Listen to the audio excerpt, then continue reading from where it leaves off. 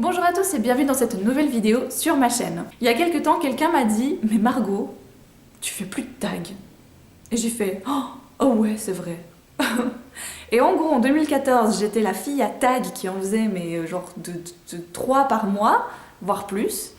Et là, depuis début 2015, plus rien. Silence complet au niveau des tags. Je crois que j'ai juste pas eu le temps de me concentrer pour voir s'il y en avait vraiment certains qui me plaisaient. Et en même temps, ces derniers temps, je vous avoue, il n'y en a pas eu beaucoup qui m'ont interpellée, plus que d'autres, enfin bref. Et du coup, aujourd'hui, je me suis dit, je vais faire un tag. J'avais envie de faire un tag, on m'a demandé de faire des tags de nouveau, donc je me suis dit que c'était le bon... Comment on dit le bon moment, quoi. Bref, je vais pas essayer de trouver des mots scientifiques, j'y arrive pas. C'était le bon moment pour le faire. Et je me souvenais d'un tag que j'avais vu il y a 6 ou 7 mois, que j'avais beaucoup aimé, et il était en plus dans ma liste. J'ai une playlist dans mon compte YouTube où je mets les vidéos que j'aimerais reprendre, des tags, des questionnaires, des idées, etc. Et je les mets dans une playlist privée qui s'appelle Affaires. Et je retourne dans cette playlist et je le vois et je fais « Oh ouais, c'est ça que je veux faire !» Donc à la base c'est un tag américain, anglophone, et c'est sur la chaîne de Jess que je l'avais retrouvé, donc ma copine Jess Livre Addict. Et en fait, c'est en allant regarder ces questions, parce qu'elle les avait traduites donc de l'anglais, que je me suis rendu compte qu'il y a 6 mois, quand elle l'a fait, elle m'avait tagué et j'ai rien vu. Mais alors, c'est passé complètement inaperçu dans ma tête. Donc, avec 6 mois de retard, Jess, j'honore le tag et je le fais. En anglais, le titre a un nom un peu merdique à prononcer pour les personnes qui parlent pas couramment l'anglais tous les jours. Donc moi, je vais l'appeler « Tu préfères » ou « Préférerais-tu », enfin le tag du « On te donne 2 choix ». Et tu choisis un, tu te démerdes, voilà. Donc c'est le tag, je vais l'appeler comme ça. Il y a 10 questions avec à chaque fois 2 propositions et il faut en choisir une des 2 et on va commencer tout de suite. La première, c'est préférerais-tu lire des trilogies ou des one-shots, donc des romans qui ne contiennent pas de suite? C'est assez difficile comme question. Je vous rassure, j'ai pas lu les questions avant de commencer le tag, donc ça va des fois prendre un peu de temps jusqu'à ce que je me dise « Ah oui, c'est ça que je voulais dire ». Je pense que je lirais plutôt des trilogies. Ou des sagas, je sais pas, on peut dire saga? Non, des trilogies. Je pense que je dirais quand même trilogie parce que ça fait plus de livres, mais en même temps c'est tellement agréable des fois de lire un bouquin, d'arriver à la fin, et c'est la fin. C'est fini, on n'en parle plus, c'est point. Mais la trilogie en même temps c'est cool parce que ça fait plus de livres à lire, ça fait une plus longue histoire. C'est difficile. Là pour le coup je dirais trilogie, pour l'instant. Préférerais-tu lire des auteurs féminins ou des auteurs masculins? Je sais pas. C'est compliqué ça comme question. Par principe et par soutien, je vais dire des auteurs féminins, mais en même temps, je pourrais dire auteurs féminins parce qu'elles ont ce côté très féminin justement, qui peut être soit de la romance, soit des romans un peu plus tendres, un peu plus... voilà. Et en même temps, on peut trouver des auteurs féminins qui font dans le trash, qui font dans le policier, qui font dans le horreur.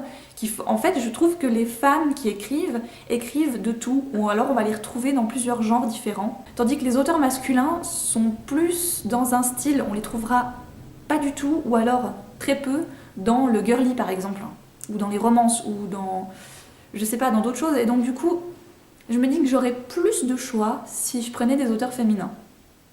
Mais ça veut pas dire que quand je prends un livre, je regarde si c'est une femme ou un homme qui a écrit le bouquin, on est d'accord, c'est parce que je dois répondre à la question que je dis ça. Préférerais-tu acheter tes livres en librairie ou sur internet? Alors vu que j'y travaille, forcément je vais répondre en librairie, parce que je trouve le côté librairie plus convivial, plus pratique aussi à certains niveaux.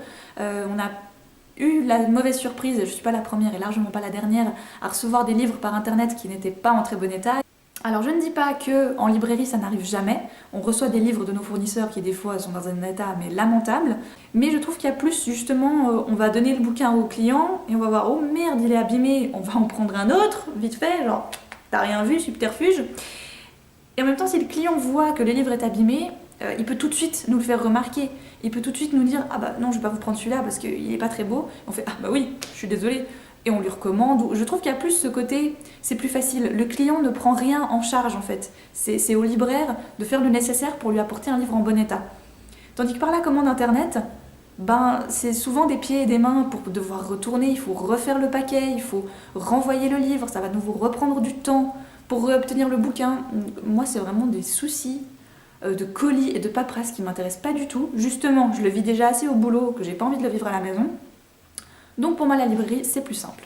On a le choix, on regarde, on retourne, on lit quelques pages, on se dit oh, peut-être que ça va me plaire, peut-être que pas. Ouais, je sais pas. Sur internet, c'est quand même difficile de se faire une première impression d'un bouquin, je pense. Même si maintenant il y a des sites de vente qui proposent le premier chapitre à lire en ligne, on est d'accord. Mais voilà, je sais pas. C'est au feeling, j'ai toujours fonctionné comme ça et rarement par internet, donc je vais répondre ça. Préférerais-tu que les livres deviennent des films ou des séries? Des films, comme ça fait le massacre est plus court.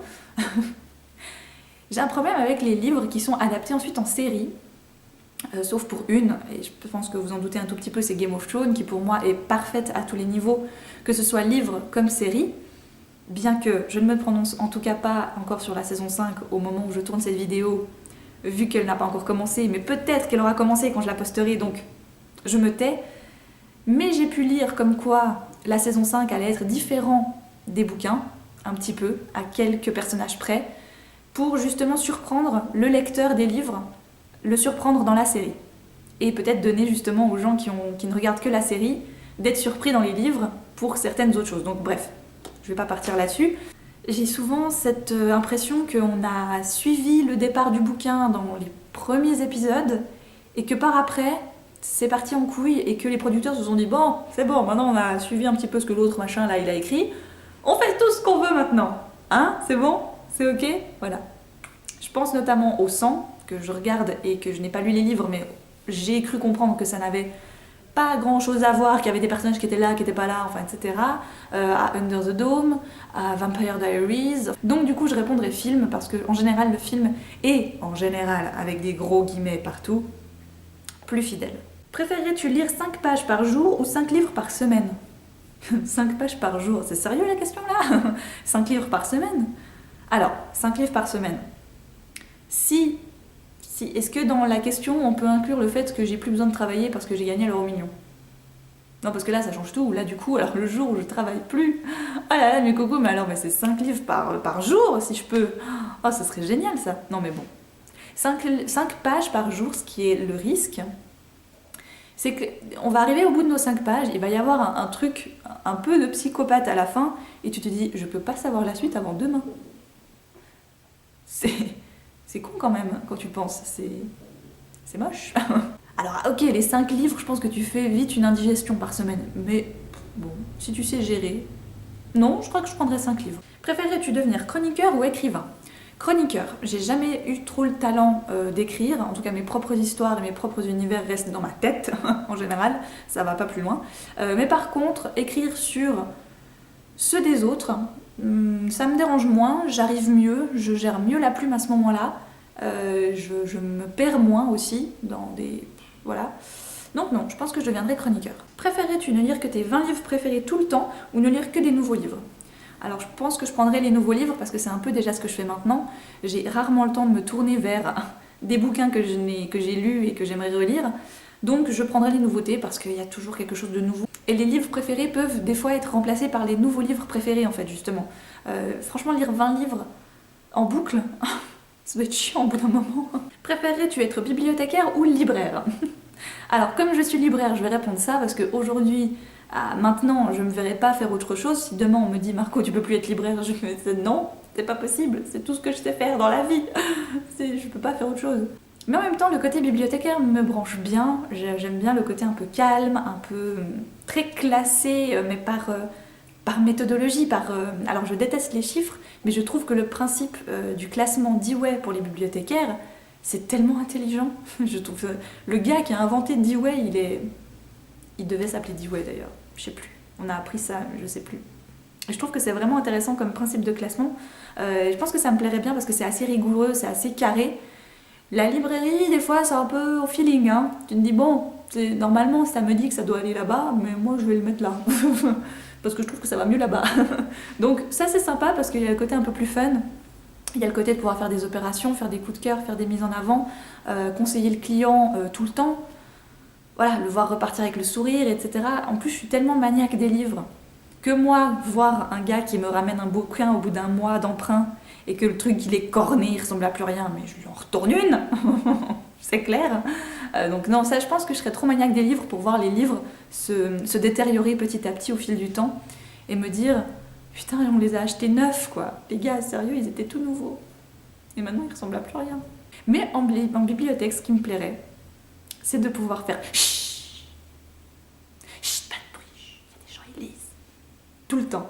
Ah, je serais trop chiante avec ça. Ah, ce serait génial. En librairie aussi, des fois on fait, parce que il y a des gens ils font du bruit. Il y a des gens, et c'est impressionnant, hein. Ils rentrent dans les magasins, t'as l'impression qu'ils sont à Disneyland, hein.